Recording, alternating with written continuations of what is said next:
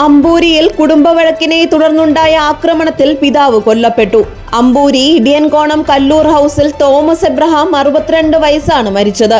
ആക്രമണത്തിൽ പരിക്കേറ്റ തോമസിന്റെ സഹോദരൻ 50 വയസ്സുള്ള വർഗീസിനെ ആശുപത്രിയിൽ പ്രവേശിപ്പിച്ചു. സംഭവവുമായി ബന്ധപ്പെട്ട് തോമസിന്റെ മകൻ 31 വയസ്സുകാരൻ ഷാനുവിനെ പോലീസ് കസ്റ്റഡിയിലെടുത്തു. ബുധനാഴ്ച രാത്രി 11 മണിയോടെയാണ് നാടിനെ നടുക്കിയ സംഭവം നടന്നത്. ഷാനുവിന്റെ വിവാഹ വാർഷികാഘോഷങ്ങൾക്കിടെ മദ്യലഹരിയിലുണ്ടായ തർക്കമാണ് കൊലപാതകത്തിൽ കലാശിച്ചതെന്ന് പോലീസ് പറഞ്ഞു.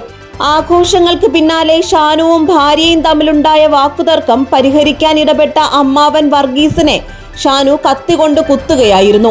ഇതുകണ്ട് തടയാനെത്തിയ പിതാവ് തോമസിനെ ഷാനു കസേര കൊണ്ട് ക്രൂരമായി മർദ്ദിച്ചു.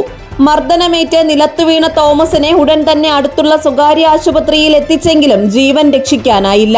പരിക്കേറ്റ വർഗീസ് നിലവിൽ ചികിത്സയിലാണ്.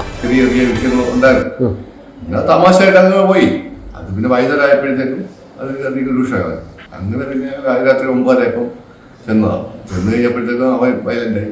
നമ്മൾ എന്നെ ജില്ല ചെയ്യുന്നത് എന്തിനാ വേറെ ചെയ്യേണ്ട കാര്യമില്ല, നീ എന്നെ ചെയ്യണം അങ്ങനെ നിന്ന് കൊടുത്താൽ എന്ത് ചെയ്യാൻ പറ്റും. എല്ലാവരും ചെയ്ത് കഴിഞ്ഞാൽ അവർ പോകും.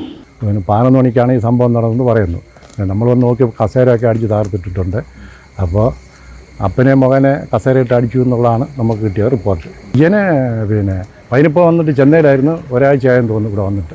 പയ്യന് വീട്ടുകാരുമായിട്ട് വിഷയമൊന്നുമില്ല. ഈ ആഘോഷത്തിനിടെ അങ്ങോട്ടും ഇങ്ങോട്ടും എന്തെങ്കിലുമൊക്കെ പറഞ്ഞ് കുഴപ്പങ്ങൾ സൃഷ്ടിച്ചെന്നുള്ളതാണ് നമ്മുടെ ഒരു അഭിപ്രായം.